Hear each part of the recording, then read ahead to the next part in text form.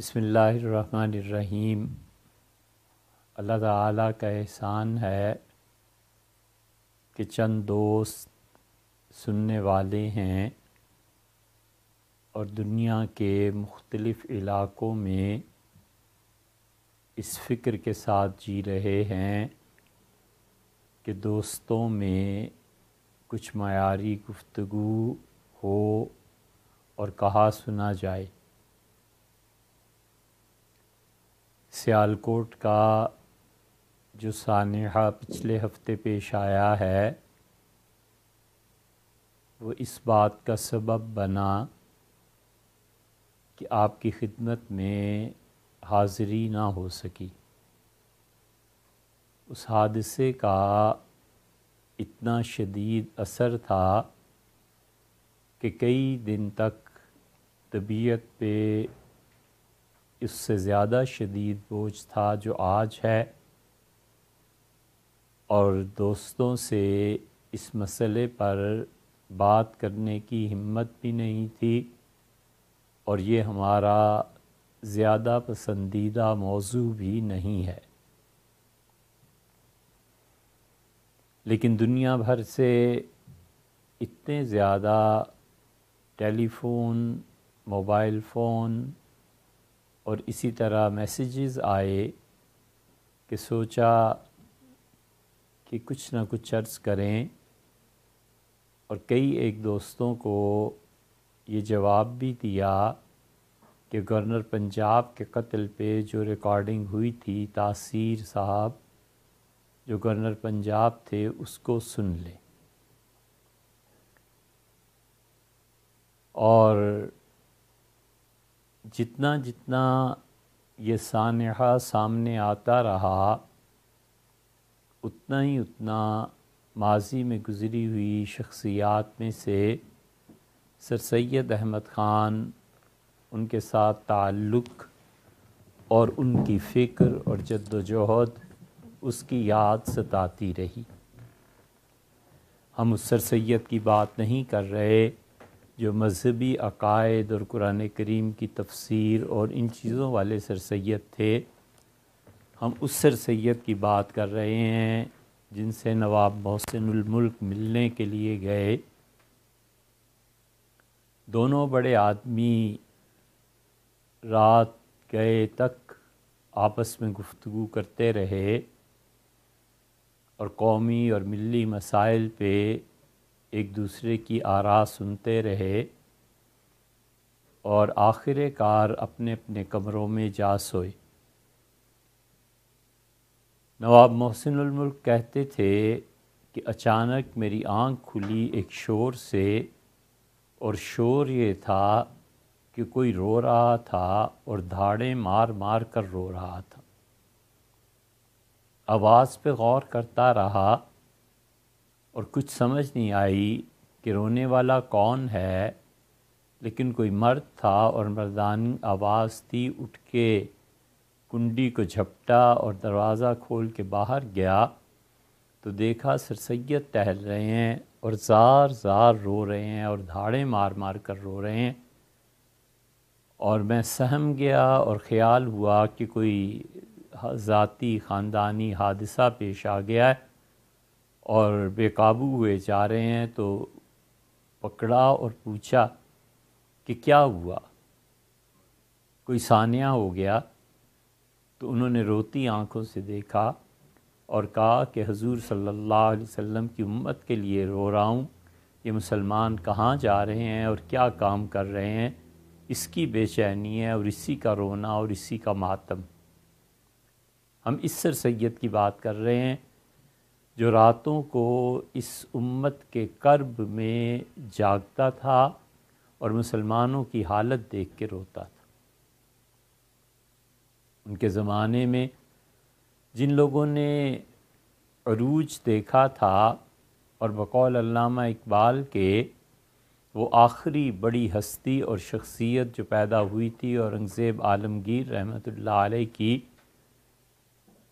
اس عروج کے دور کے بعد تیسری اور چوتھی نسل سر سید نے اپنی آنکھوں سے دیکھی تھی، اور وہ دیکھتے تھے کہ وہ نسل سوائے اس کے کہ پدرم سلطان بود، میرے ابا ایسے تھے اور دادے ابا ایسے تھے اور فلاں ایسا تھا اور فلاں علاقے سے تعلق رکھتے ہیں، ان لوگوں کو کوئی اور کام نہیں تھا۔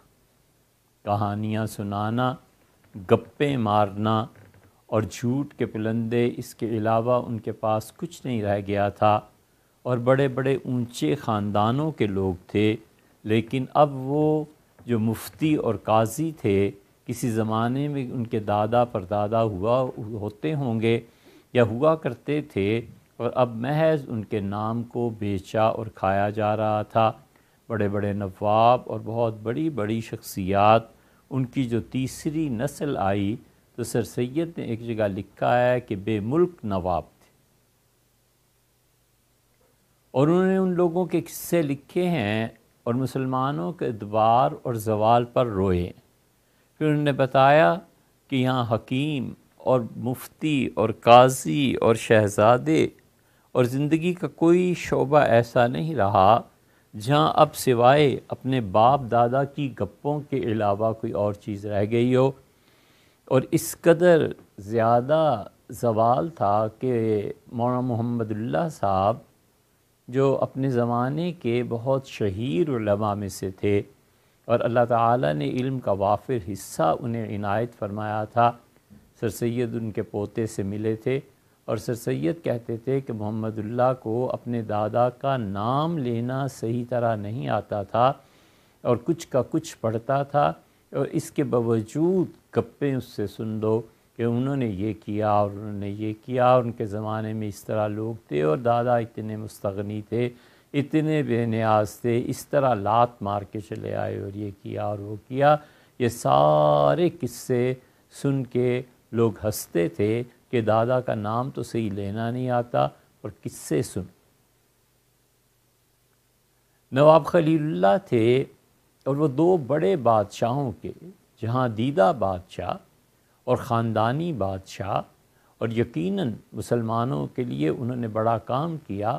اورنگزیب عالمگیر رحمۃ اللہ علیہ اور ان کے والد شاہ جہان بادشاہ، ان دونوں کو جس آدمی پر اعتبار تھا وہ خلیل اللہ خان تھے، اور ان کے پوتے سے سر سید کہتے تھے کہ میری ملاقات جب ہوئی تو میں حیران رہ گیا کہ اتنی بڑی شخصیت کا پوتا، اور یہ حال ہے دلی میں اس کا یہ حال تھا کہ لوگوں کے پاؤں دباتا تھا، اور جب وہ سو جاتے تھے لوگ تو پیسے لے کے وصول کر کے آ جاتا تھا۔ اور میں حیران رہ گیا قدرت کے اس کھیل پہ کہ کہاں اس کے دادا اتنے بڑے آدمی کہ اورنگزیب اور شاہ جہان اپنی لڑائیوں میں، اپنی ذاتی زندگی میں نواب خلیل اللہ سے مشورے لیا کرتے تھے، اور ان کے مشوروں پر بادشاہ عمل کرتے تھے، اور آج زوال دیکھو کہ کیا۔ پھر سر سید نے انشاء اللہ خان انشا کا بھی قصہ لکھا ہے، اور انشاء اللہ خان انشا اردو پوئٹری جس کو بھی شغف ہے وہ جانتے ہیں کہ کتنے بڑے اور قادر الکلام شاعر تھے۔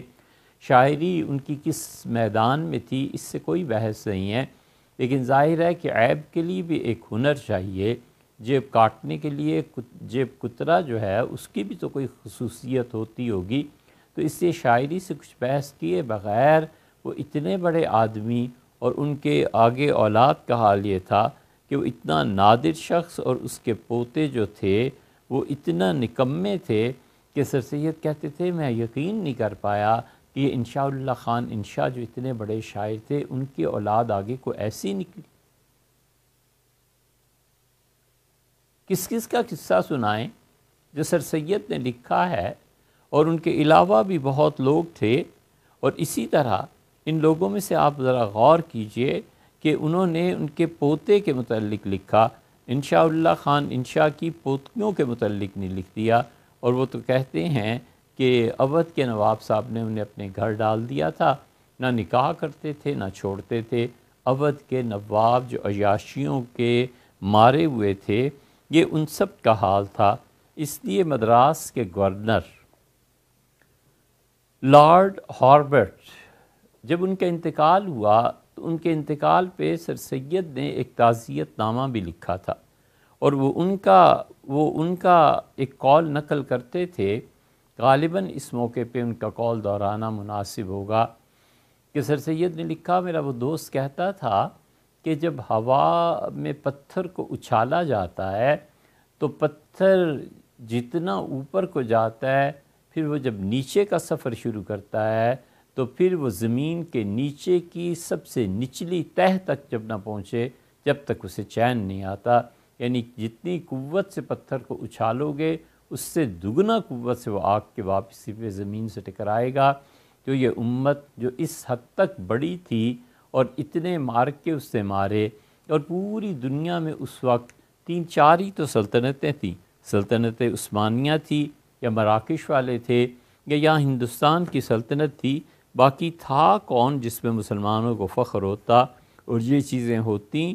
اور اتنا کچھ ہونے کے باوجود جب یہ زوال کی طرف پلٹے ہیں تو یہ زوال جو اس وقت شروع ہوا تھا اب تک مسلسل وہ زوال کا عرصہ ہے. اس عرصے میں اللہ نے بہت بڑے بڑے لوگ دیے.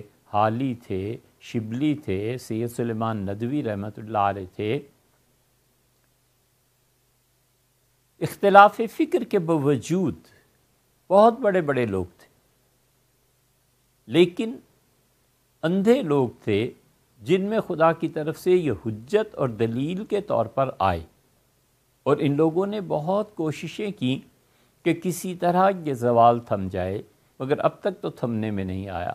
حالت یہ ہے کہ دن بدن گرتے چلے جاتے ہیں، اور ان سے تمام وہ کام کرا لو جو کام کوئی بھی جذباتی قوم جو اپنے آپ کو برباد کرنے پہ تلی ہوئی ہو وہ کرتے.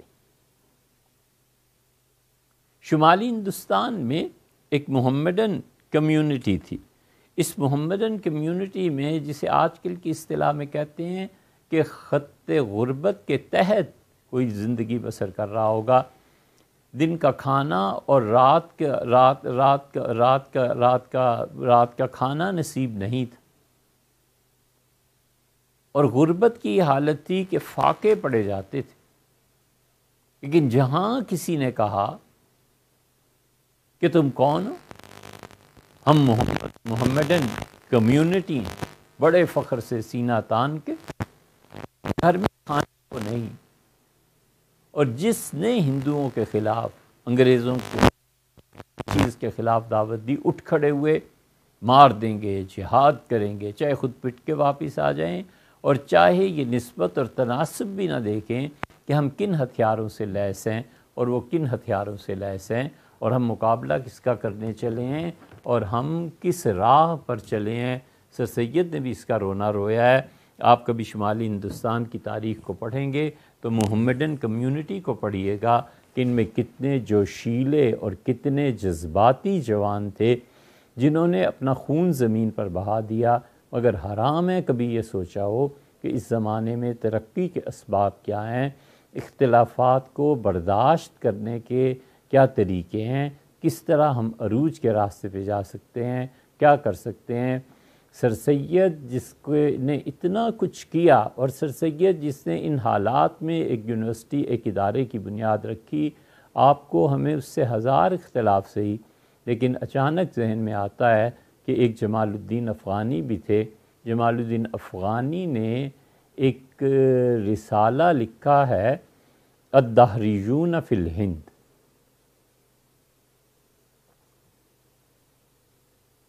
یہ ہم نے کہاں پڑھا تھا؟ حوالے کے طور پہ ایک تو فرانس میں ہیں یہ رسائل، اور عرب ممالک میں بھی مل جاتے ہیں. شاید قطر میں جانا ہوا تھا تو وہاں پوری جلدیں ان کی تھیں، اور یہ شاید جامع الازہر میں ان کے کتب خانے میں. لیکن مدت ہوئی یہ ساری چیزیں پڑھنے میں آئی تھیں. انہوں نے سر سید پر جو الزام لگایا تھا، اب یہ سارا کچھ کہنے سننے کے بعد خیال آتا ہے کہ بہت زیادتی کی انہوں نے سر سید کے ساتھ. انہوں نے سر سید کو انگریزوں کا ایجنٹ قرار دیا، اور انہوں نے کہا کہ انگریز سر سید کے مذہب سے اس لیے خوش تھے کہ انگریزوں کو اسلام میں نقب لگانے کے لیے کوئی آدمی نہیں مل رہا تھا، تو انہوں نے اس آدمی کو خریدا. اور پھر اس کے ذریعے کفر کے نظریات مسلمانوں میں پھیلائے۔ ہم دونوں طرف سے بری ہیں۔ سر سید نے قرآن کریم کی تفسیر میں اور اسلام کے متعلق جو کچھ لکھا، ظاہر ہے کہ ہم اس سر سید کو مانتے بھی نہیں، اور اس سے اتفاق تو دور کی بات ہے۔ یہ دیانتداری کا تقاضا ہے، مر کے اللہ کو جواب دینا ہے۔ اور دوسری طرف ان پہ یہ جو الزام لگایا گیا کہ وہ انگریزوں کے ایجنٹ تھے، تو کون ایسا گزرا ہے جس پہ ایسے الزامات نہیں لگائے گئے؟ حضرت تھانوی نور اللہ مرکزہ پہ انگریزوں کے ایجنٹ ہونے کے الزامات بڑے بڑے لوگوں نے لگائے کہ ان کو پیسہ ملتا ہے انگریزوں سے، اور حضرت مدنی نور اللہ مرکزہ پہ بھی الزامات لگائے کہ وہ وہاں سے پیسہ لیتے ہیں، اور ہندو اور یہ ساری چیزیں اٹی پڑی ہے تاریخ ان حضرات کی۔ لیکن یہ وہ لوگ تھے جو ناخدا ترس تھے، اور ذرا احساس نہیں تھا کہ ہم نے مر کے اللہ کو جواب دینا ہے۔ اس لیے یہ سر سید کے ساتھ زیادتی تھی کہ جمال الدین افغانی نے انہیں انگریزوں کا ایجنٹ ٹھہرایا۔ ان ساری چیزوں میں ایک چیز بہت واضح طور پہ آپ کو نظر آئے گی۔ اب اس پوری تاریخ کو اٹھا لیں، اور اس پوری تاریخ میں مسلمانوں کا حد سے زیادہ جذباتی ہونا، اور جس جگہ دیکھو قتل و غارت گری، ذرا اختلاف ہوا نہیں اور تلوار میان سے نکلی نہیں، ذرا کسی آدمی نے کوئی بات کی نہیں اور انہیں ان کے لیڈرز نے اس کے علاوہ کوئی تلقین نہیں کی کہ مارو، لڑو، مر جاؤ۔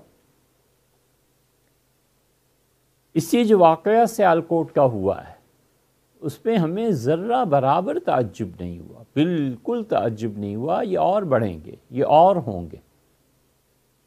اس کے یہ مطلب نہیں ہے کہ کوئی آخری چیز، اور خاص طور پہ اس مملکت میں جس مملکت میں انصاف کبھی بھی نہیں رہا، اور عدالتوں نے کبھی بھی ظالموں کو پکڑ کے سزا نہیں دی۔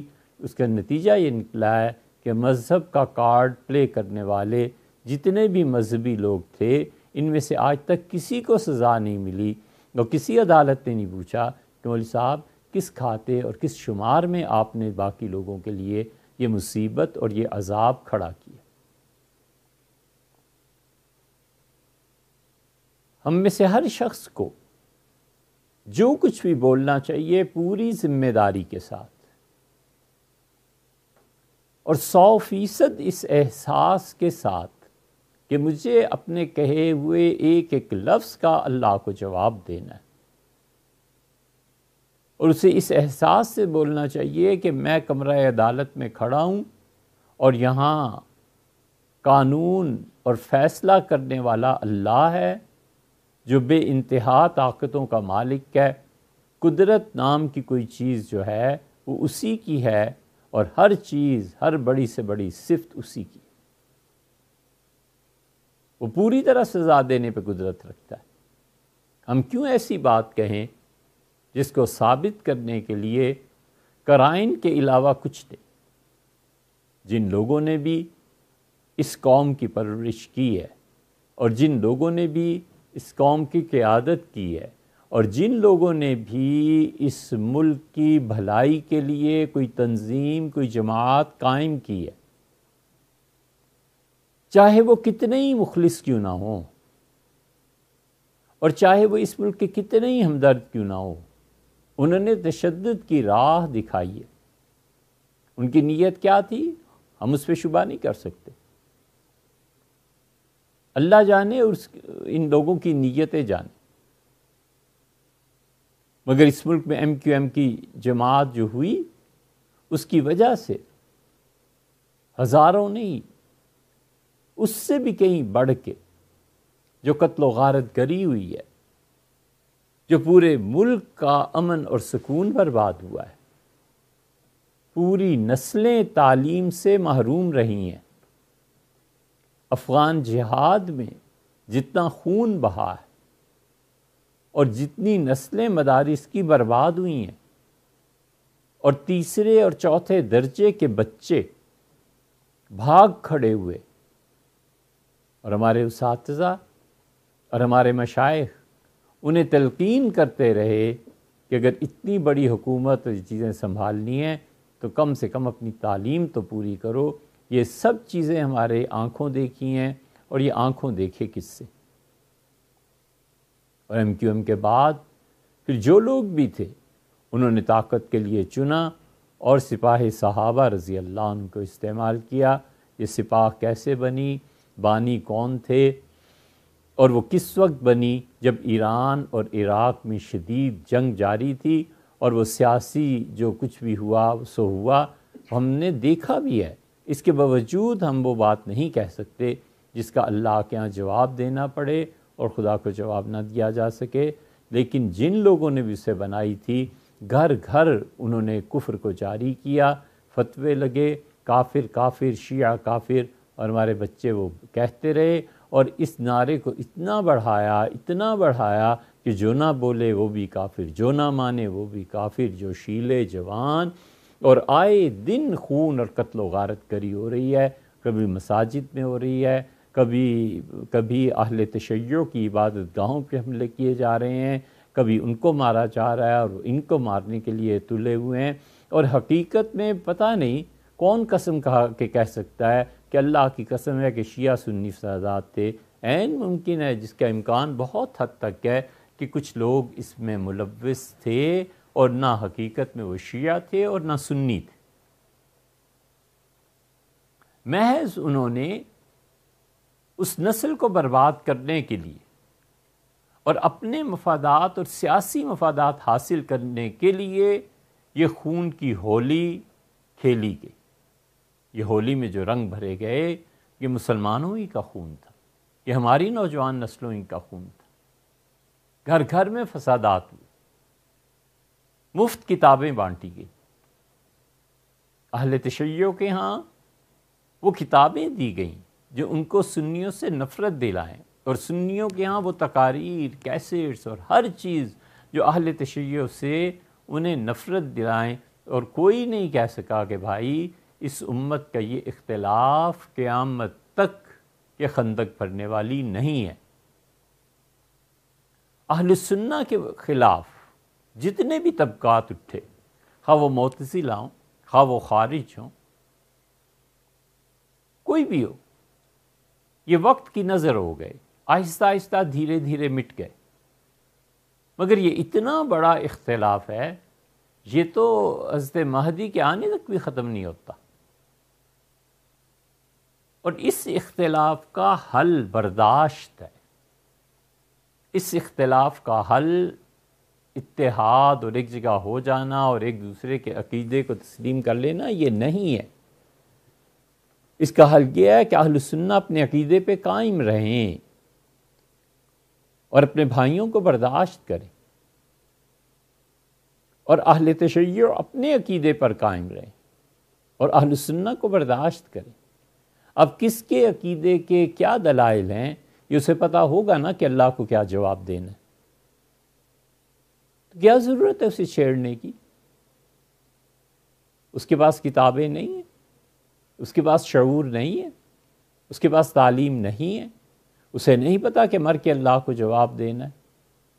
دنیا میں تمام جرائم جتنے بھی ہوتے ہیں، فقط واحد اس کا حل یہ ہے کہ آدمی کو یہ احساس ہونا چاہیے کہ مجھے مر کے اپنے ان کاموں کا، اپنی اس گفتگو کا اللہ کو حساب دینا ہے، اور بس. اس اطمینان کے ساتھ ہی تو ہے ان عقائد میں کہ اگر خدا مجھ سے پوچھے گا کہ تم مثلا جادو کے قائل تھے، تمہارے پاس کیا دلیل تھی؟ اور اہل تشیع جو جادو کے قائل نہیں ہے، تمہارے پاس کیا دلیل ہے؟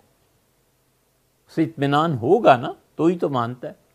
اسے اطمینان ہوگا کہ سیدنا علی رضی اللہ عنہ تراب امیر المومنین علیہ السلام وہ حضور اقدس صلی اللہ علیہ وسلم کے بعد خلافت کے حقدار تھے، تو اس کے پاس ہوں گے دلائل. اسے نہیں پتا کہ اللہ کو کیا جواب دینا ہے.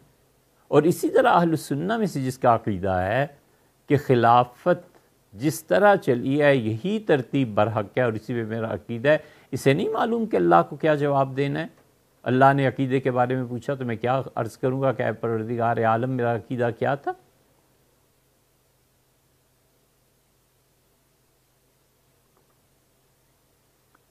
اس لیے یہ جو بنائی گئی چیزیں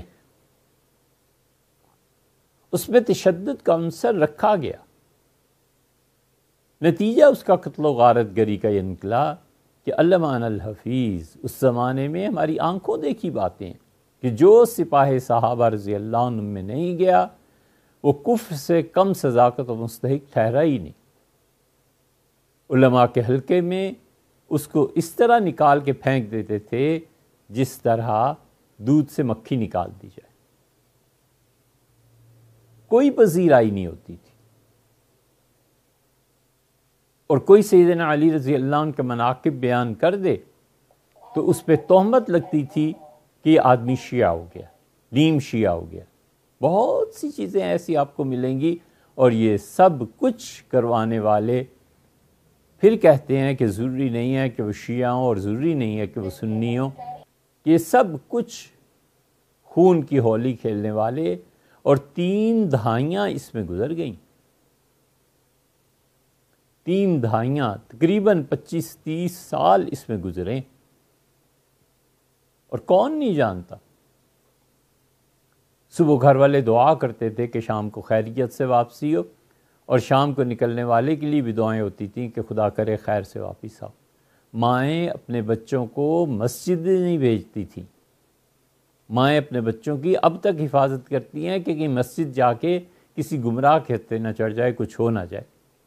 ایک طرف اس کا دین اسے کہتا ہے کہ بچوں کو مسجد بھیجو، جا کے جماعت سے نماز پڑھیں، وہ ایک طرف یہ دیکھتی ہے اور دوسری طرف اپنی ممتا سے مجبور ہے اور کہتی ہے بیٹے جلدی آ جانا۔ ذرا دیر ہوئی اور ماں کو وساوس شروع ہوئے کہ معلوم نہیں بیٹے کہاں رہ گئے، معلوم نہیں یہ مرد اب تک کیوں نہیں آیا، معلوم نہیں یہ کیا ہو گیا۔ یہ سب اس افراتفری کا نتیجہ ہے جو اس قوم پہ 3 صدیوں تک 3 دہائیوں تک مسلط رہے۔ MQM کا دور گزرا، پھر سپاہ صحابہ رضی اللہ عنہ کا دور گزرا، اب تیسرا دور شروع ہوا ہے، اور اس تیسرے دور میں مذہب کا کارڈ جو استعمال کیا جا رہا ہے، مذہب کی طرف سے جو کچھ سامنے پیش آ رہا ہے، علامہ الحفیظ حضرت رسالت پناہ صلی اللہ علیہ وسلم کا نام نامی استعمال کیا جا رہا ہے، اور حضور اقدس صلی اللہ علیہ وسلم کے نام پر یہ خون کی ہولی کھیلی جا رہی ہے۔ کوئی ایسی چیز نہیں ہے جس پہ تعجب کا اظہار کیا جائے۔ آئندہ سالوں میں آپ دیکھیں گے حضور اقدس صلی اللہ علیہ وسلم کے نام پہ ہی قتل ہوگا، نبی کریم صلی اللہ علیہ وسلم کے نام پہ ہی لوگوں کو مارا جائے گا، نبی کریم صلی اللہ علیہ وسلم کے نام پہ ہی مذہبی شخصیات اور سیاسی شخصیات بڑی بن کے ابھریں گی۔ کوئی نہیں ہے جو پوچھنے والا ہو، کوئی نہیں ہے جو ایسے مذہبی اور ایسے سیاسی رہنماؤں کو کوئی سزا دے، تنبیہ کرے کہ تم کیا کر رہے ہو۔ حضرت رسالت مآب صلی اللہ علیہ وسلم کا اسم گرامی، نام نامی تم اپنے مذموم مقاصد کے لیے استعمال کر رہے ہو۔ یہ صورتحال قابو میں آنے والی نہیں ہے، اس لیے کہ بنیادی طور پہ عوام میں تعلیم نہیں ہے، جذبات ہیں، اور موبس کو استعمال کرنے کے لیے جھوٹے قصے گھڑے ہوئے ہیں، اور قصے سناتے ہیں، جھوٹی احادیث سناتے ہیں، غلط روایات سناتے ہیں۔ اب جس سے کبھی کتاب کی شکل نہیں دیکھی وہ پوچھے تو صحیح، اور کیسے پوچھے، اسے تو پتہ ہی کچھ نہیں، اسے تو جو کچھ ممبر پہ بتایا جا رہا ہے وہ اس کو سنتا ہے اور مثل وحی جان کر اس پہ عمل کرتا ہے۔ وہ اپنے بڑوں کے پاس جاتا ہے اور پوچھتا ہے کہ حضرت شیعہ کا قتل جائز ہے نہیں؟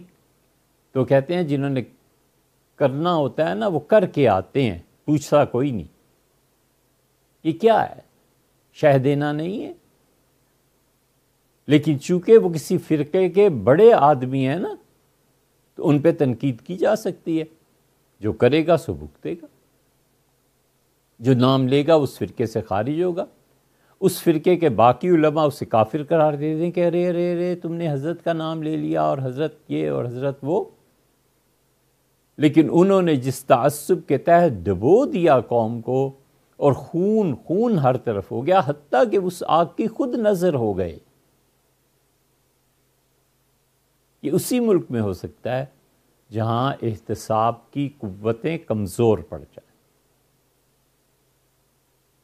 اور رسول اللہ صلی اللہ علیہ وسلم کے اسم گرامی، نبی کریم صلی اللہ علیہ وسلم کی عزت مبارکہ کے ساتھ کھیلنا، یہ کوئی ایسی چیز نہیں ہے جس کا حساب اللہ کے یہاں نہ ہو. وہ حساب بھی ہوگا اور شدید ہوگا. اس لیے وہ لوگ آزاد ہیں جنہوں نے، اب حد دیکھیں، 7ویں اور 8ویں کلاس کے بچے اور اسکول میں ٹیچر انہیں سکھا رہا ہے کہ بچوں میں کہوں گا یہ فکرے اور تم نے کہنا ہے سرتن سے جدا سرتن سے جدا. ابھی صاف کہیں کہ ہم یہ کرنا چاہتے ہیں. جب کوئی ایسا واقعہ پیش آتا ہے تو پھر برات کا اظہار کرتے ہیں کہ نہیں نہیں ہمارا آدمی نہیں تھا. اے حضرت آپ یہ تعلیم دیتے ہیں، یہ تلقین فرماتے ہیں، آپ کلاس رومز میں یہ کہتے ہیں کہ میں جب کہوں من سب نبیًا تو بچوں تم نے کہنا ہے فقتلو. جو حضرت رسالت مآب صلی اللہ علیہ وسلم کی شان میں کوئی غیر مناسب لفظ کہے، معاذ اللہ، بچوں تم نے کہنا ہے فقتلو ہو، اسے قتل کر دو. یہ جو کچھ آپ سکھا رہے ہیں جب عملاً وہ سامنے آ رہا ہے تو پھر گھبرا کیوں رہے؟ آپ کہیں ٹھیک ہے ہم یہ چاہتے ہیں، اس ملک میں یہ ہونا چاہیے. یہی ہو رہا ہے. اور یہ اس طرح کے نعرے یہ ابھی ختم کہاں ہونے ہیں. اور دوسری طرف بھی یہی حال ہے.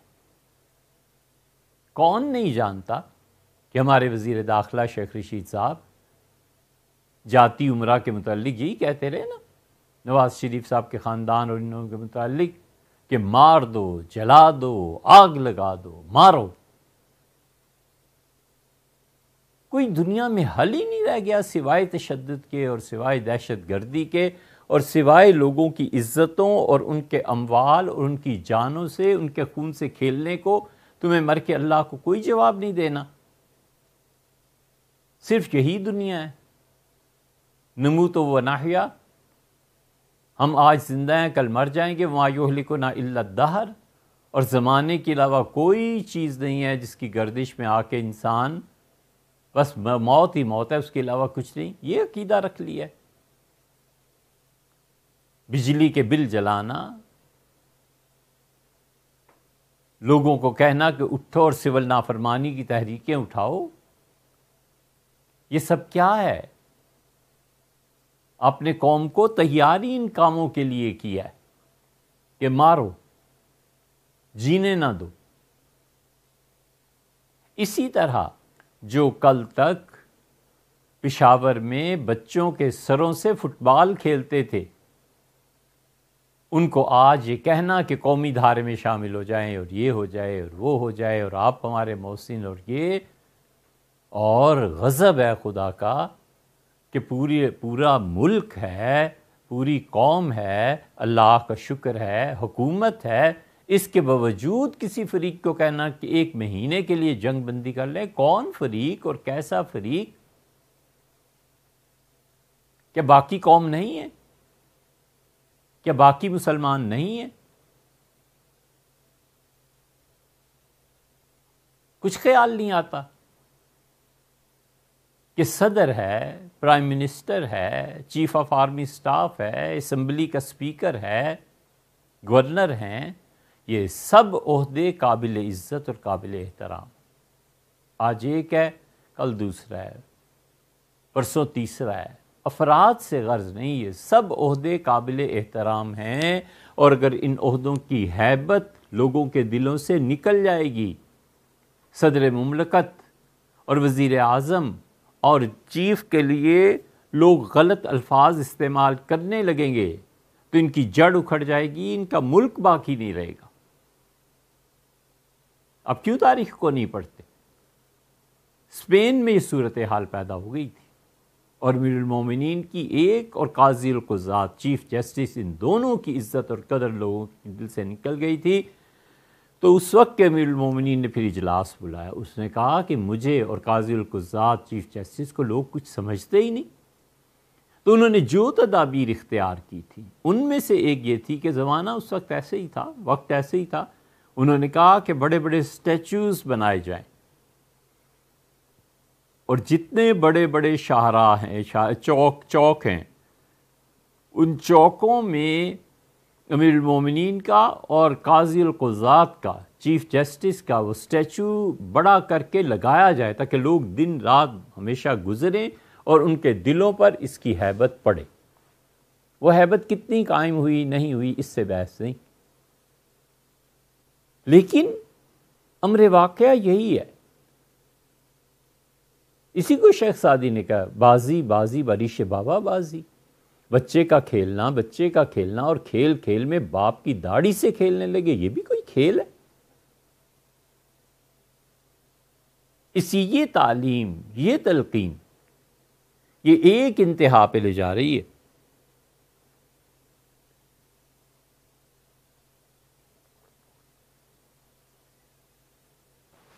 جس نے کل وزیر اعظم بننا ہے، آج وہ اپنے حمایتیوں کو چھڑانے کے لیے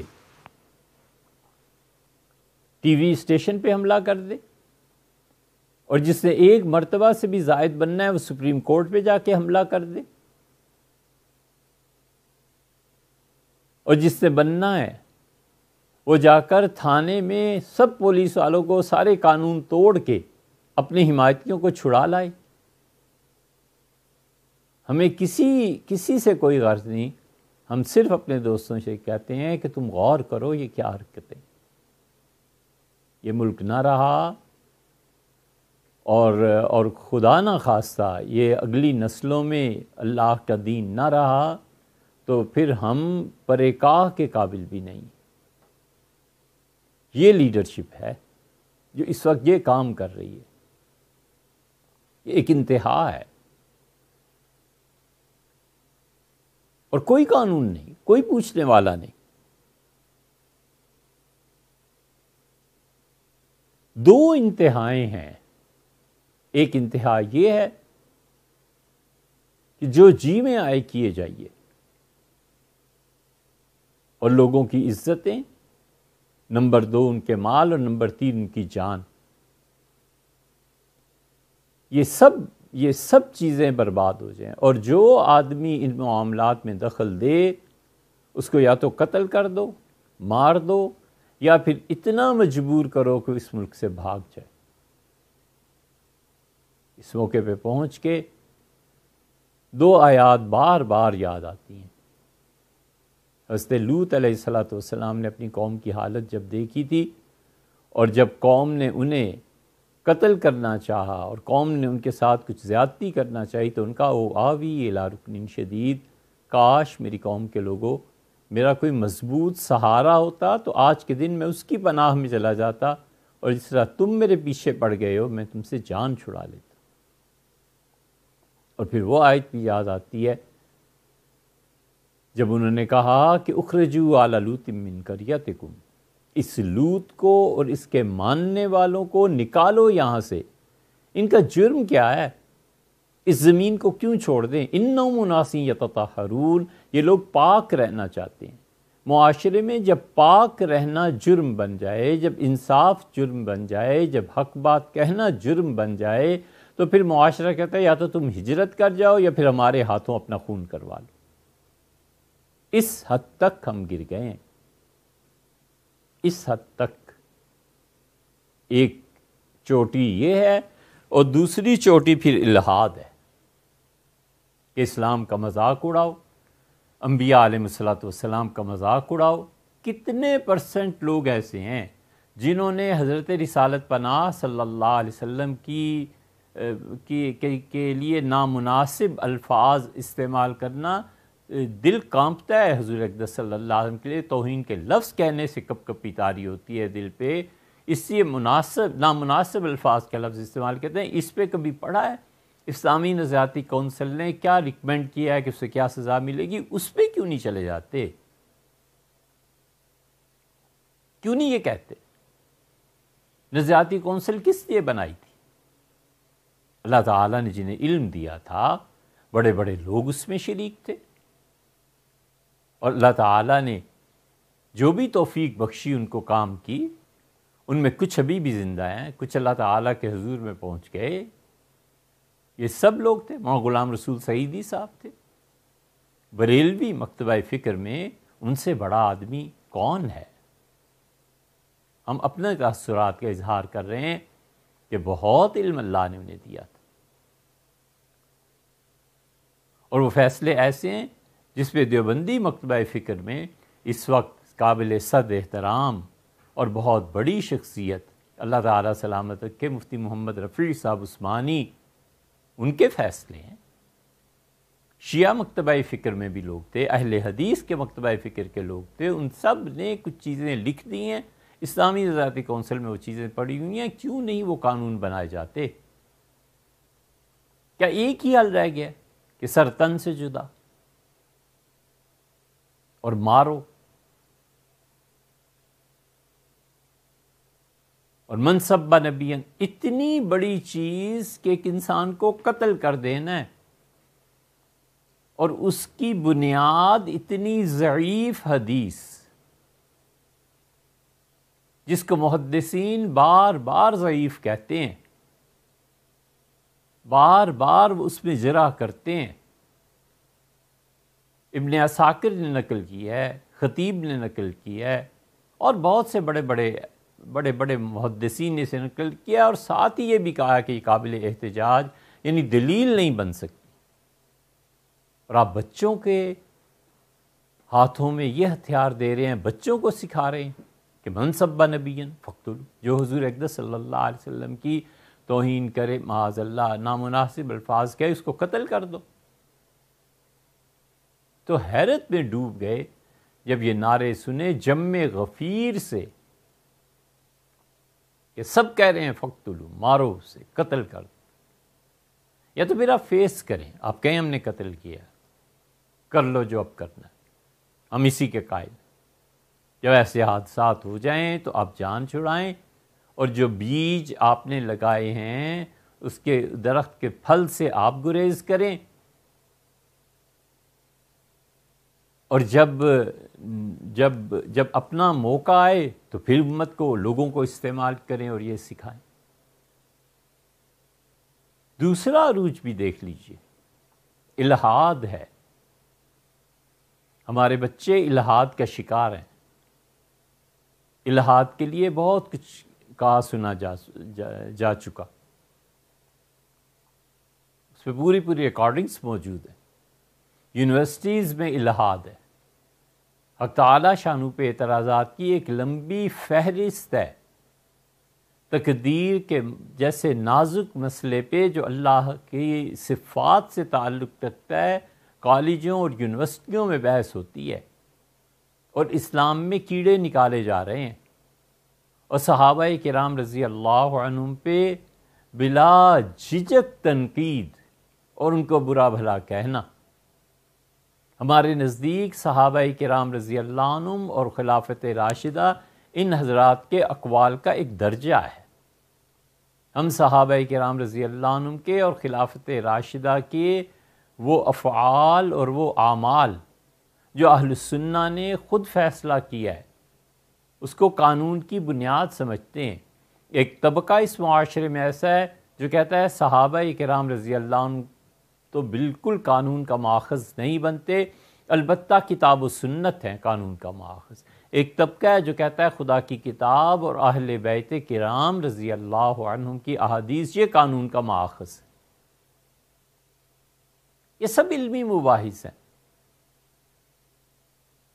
اور افسوس ہے کہ ان میں سے ایک طبقہ اس بات پر ہے کہ صحابہ کرام رضی اللہ عنہم کی برائیاں، صحابہ کرام رضی اللہ عنہم سے بعض گناہ جو اجتہادی طور پہ ہوئے، اور بعض ایسی چیزیں جو نامناسب ہیں، ان پہ پورے لیکچر کہنا یہ لیکچر دینا، یہ سب معاشرے کا انتشار ہے، اور اسی بنا پر وہ اللہ اور اس کے رسول صلی اللہ علیہ وسلم کے مذاق اڑاتے ہیں اور پوری طرح الحاد میں رنگے ہوئے۔ کہاں گئی اخلاقیات اس قوم کی؟ کہاں گئے مسلمانوں کے اخلاقیات؟ علامہ اقبال اپنے زمانے میں کہتے تھے یہ مسلمان ہیں جنہیں دیکھ کے شرمائیں یہود۔ کہاں گیا نہیں عن المنکر؟ دوسری وہ ہے، ایک پیک پہ یہ ہیں، دوسرے پیک پہ وہ ہیں، اور اس ملک میں معتدل لوگ بہت تھوڑے رہ گئے ہیں۔ ان میں سے کچھ بولتے ہیں ہم جیسے، جن کو کوئی پتہ نہیں ہے کہ انجام کیا ہونا ہے۔ البتہ اتنا معلوم ہے کہ صرف ایک چیز واقع ہونی ہے کسی بھی دن، اور پھر پوری دنیا سے کٹ جانا ہے، پھر تنہائی کی جو بھی دن ہے اور زندگی ہے وہ گزارنی ہے اور رسوائی کے ساتھ جینا ہے۔ جرم یہ سچائی کی باتیں ہیں۔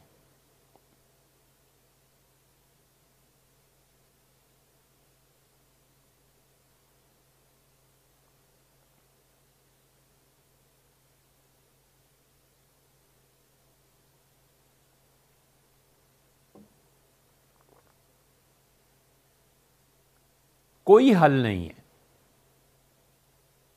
خاموشی سے محنت کی جائے، ہم اپنی آئندہ آنے والی نسلوں میں اعتدال پیدا کریں، ہم تعلیمی ادارے بنائیں، ملک کے کسی بھی حصے میں، کسی بھی شہر میں، کسی بھی جگہ بنیادی طور پر جو اپنا عقیدہ ہے اس پہ بچوں کو سکھایا جائے اور برداشت کی قوت بار بار تلقین کی جائے اور ان کو تعلیم دی جائے۔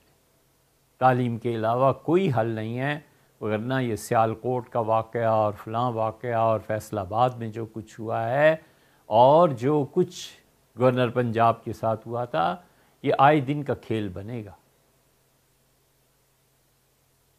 اب جن لوگوں کو سیالکوٹ کے سانے میں گرفتار کیا گیا ہے،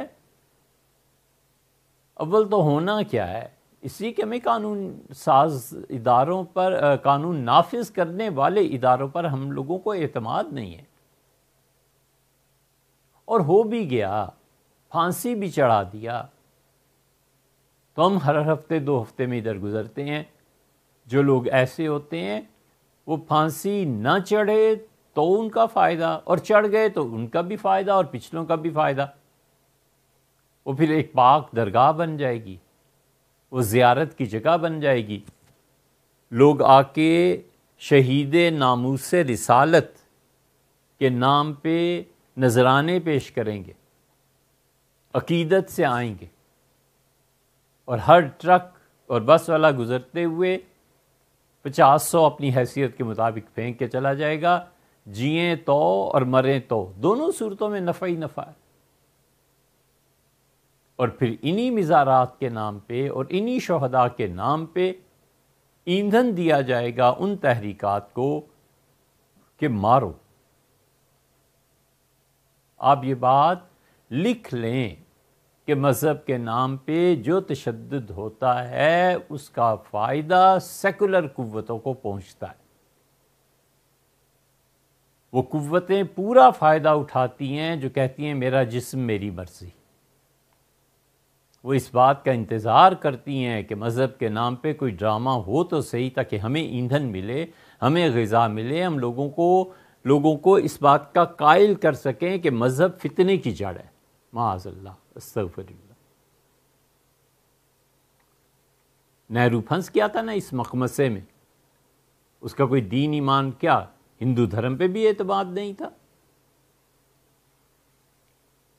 مولانا ابوالکلام آزاد کا جو جنازہ ہوا ہے اس کی پہلی صف میں پیچھے کھڑے ہیں پنڈت جواہر لال نہرو، کمیونسٹ تھا، اسی کس دین پہ اعتماد تھا؟ وہ کہتا تھا کہ میری خواہش ہے کہ ہر ہندوستانی ٹاپ کلاس کا انسان بنے، اور صحیح معنی میں انسانی اخلاقیات پر عمل پیرا ہو، اور دوسری طرف میں چاہتا ہوں اس کا مذہب کوئی نہ ہو، ساری عمر اس مخمصے میں مبتلا رہے حتیٰ کہ مرن گھاٹ پہ جا پہنچے۔ مذہب کے بغیر اخلاقیات ہمارے نزدیک قائم ہی نہیں ہوتی۔ مذہب ہی تلقین کرتا ہے، اخلاقیات جو حکومتوں کے جبر سے قائم ہوتی ہیں بالآخر زوال پذیر ہو جاتی ہیں۔ اخلاقیات جنہیں قانون کا ڈر ہوتا ہے وہ بالآخر زوال پذیر ہو جاتی ہیں۔ اخلاقیات جو اللہ کے خوف پر قائم ہوتی ہیں اس کے لیے تنہائی اور لوگوں میں ہونا یکساں ہوتا ہے، برابر ہوتا ہے۔ اس لیے اس کا کوئی حل نہیں رہا باقی سوائے اس کے کہ تعلیمی ادارے قائم کیے جائیں، بچوں کو تعلیم دی جائے، بچوں کو سکھایا جائے۔ وہ جو اعتراضات کافر کرتے ہیں حضرت رسالت پناہ صلی اللہ علیہ وسلم کے متعلق نامناسب الفاظ جو کہتے ہیں، ہم خود اپنے بچوں کو تعلیم دیں کہ بیٹے یہ اعتراض ہوتا ہے، یہ اس کا جواب ہے، یہ اعتراض ہے، یہ اس کی حقیقت ہے۔ حضور اقدس صلی اللہ علیہ وسلم نے اپنی ذات طیبہ کے لیے کس کس کو قتل کرایا تھا، یہ الزام ہے، یہ حقیقت ہے، یہ الزام ہے، تاکہ ہمارا بچہ غیروں کی زبان سے وہ اعتراض سن کے متاثر نہ ہو۔ لیکن بھیا یہ ہو تو اس وقت جب ہم نے خود بھی پڑھا ہو، یہ تو ہو اس وقت جب ہم نے بھی سیرت پڑھی ہو، جب ہمیں پتہ ہی نہ ہو اور سیرت بھی نہ پڑھی ہو اور دور دور تک ساری زندگی یہ علم نہ آئے کہ حضرت رسالت پناہ صلی اللہ علیہ وسلم نے فتح مکہ کے موقع پہ کتنے افراد کے قتل کا حکم دیا تھا اور کیوں دیا تھا، کیوں دیا تھا۔ ہمارے وہم و گمان میں بھی کبھی نہ گزرا ہو، اور حرام ہے جو ہم نے ایک صفحہ بھی اس پہ پڑھا ہو تو ہم اس کے خود ہی نہیں علم تو اب بچوں کو کیا سکھانا ہے۔ اسی لیے حضور اقدس صلی اللہ علیہ وسلم کی سیرت طیبہ وہ اتنی بلند پایا چیز ہے کہ بار بار ایک مدت سے آتا ہے کہ اللہ خود لکھے تو لکھے، حضور اقدس صلی اللہ علیہ وسلم کی سیرت طیبہ خود خدائی لکھے، باقی کوئی نہیں لکھ سکتا۔ لیکن اس کا یہ مطلب بھی نہیں ہے کہ انسان کاوشیں چھوڑ دے، جنہوں نے بھی لکھی ہے شکر اللہ مساعی، اللہ تعالیٰ انہیں اجر دے۔ تو جس بھی فرقے سے مسلمانوں کے تعلق رکھتے ہوں انہوں نے حضور اقدس صلی اللہ علیہ وسلم کی نسبت سے لکھا ہے، تحقیق کی ہے، وہ بہرحال قابل قدر ہیں۔ لیکن ہم اس زوال کے دور میں علم سے اتنے محروم ہو گئے ہیں کہ کوئی ملحد پکڑ کے سوال کر لیتا ہے کہ یہ کیا قصہ ہوا تھا فلاں صحابی رضی اللہ عنہ، ہمیں وہم و گمان میں بھی نہیں ہوتا کہ اچھا یہ بھی اسلام میں ہے، اچھا یہ بھی اسلام میں ہے۔ یہ سب چیزیں تعلیم ہے۔ ادارے قائم کریں ہم، اور ہم 50 سال کے لیے بس چپ کر کے محنت کریں اپنی اگلی نسلوں پہ، کسی طرف کی سنے اور دیکھے بغیر، فقط اس جذبے سے لگ جائیں کہ ہم نے اپنے بچوں کو ایجوکیٹ کرنا ہے اور اسلام کے بارے میں جو شکوک و شبہات ہیں ان کو دور کرنا ہے۔ پچھلے زمانے میں خود مسلمانوں میں ایسے ذہن نہیں تھے جنہیں اسلام کے بارے میں شک پیدا ہوتا ہو۔ آپ کبھی سوچیں، ہوتا تھا، یقیناً ہوتا تھا۔ حضور اقدس صلی اللہ علیہ وسلم نے یہ کیوں فرما دیا، نبی کریم صلی اللہ علیہ وسلم نے یہ کیوں ارشاد فرمایا، یہ کیا عمل ہے، فلاں صحابی رضی اللہ عنہ کا یہ کیا عمل تھا۔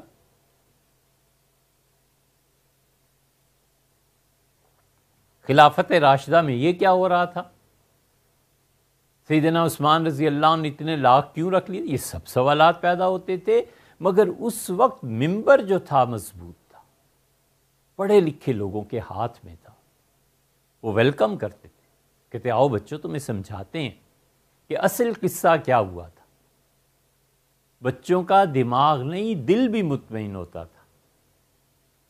ہم تیز اور تیکھے جوابوں سے جن کی بنیاد خود ہماری اپنی جہالت ہوتی ہے، کسی آدمی کی زبان بند کرا سکتے ہیں، اس کے دل میں جو کفر کا بیج پڑ گیا ہے اسے نہیں اکھیڑ سکتے۔ اسی وقت اکھڑے گا جب ہم ان سے علم میں اوپر ہوں گے، ہمیں پتہ ہوگا کہ یہ واقعات ہوئے ہیں اور اس کی اصل بنا یہ تھی، اصل وجہ اس کی یہ تھی۔